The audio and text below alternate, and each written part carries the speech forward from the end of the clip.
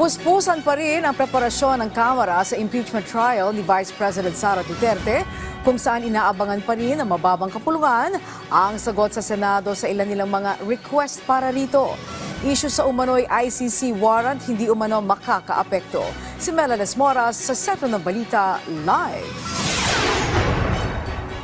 Angelic, sa ngayon ay inaabangan pa ng Kamara ang magiging tugon sa kanilang request na magkaroon na ng sariling kwarto ang House Prosecution Panel sa Senate Building. Ito ay bilang bahagi pa rin ng paghahanda ng mga kongresista sa impeachment trial ni Vice President Sara Duterte.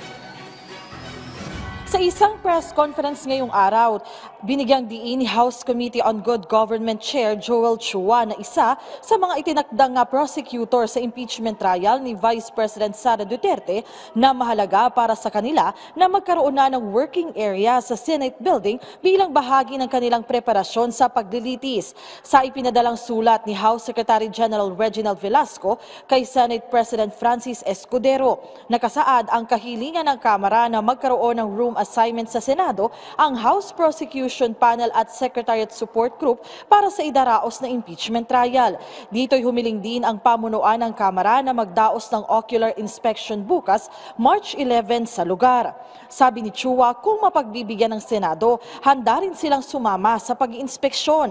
Bukas itinakda rin anya ang susunod nilang pagpupulong kasama ang iba pang House prosecutors. May mga hatian na raw sila sa Articles of Impeachment at kabilang sa mga nakatalaga sa kanya ang Articles 2 and 3 patungkol sa confidential funds ng Vice Presidente at umano'y issue ng bribery.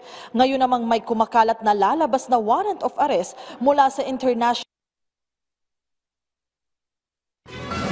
Una nang nagsabi na mag-aabogado siya para sa kanyang anak na si Vice President Sara Duterte sakaling umarangkada na ang impeachment trial. Tingin ni Chua, hindi naman ito makakaapekto sa paglilitis dahil marami namang ibang pwedeng tumayong abogado ng Vice Presidente.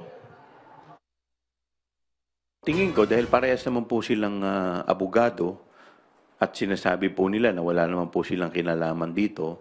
So kung totoo naman po ang paniniwala nila na wala naman po silang kinalaman dito, siguro mas maganda na harapin po nila ito nang sa ganon maipahayag po nila yung kanilang side. I-submit nila yung sarili nila para nang sa ganon ay malinis din yung kanilang mga pangalan.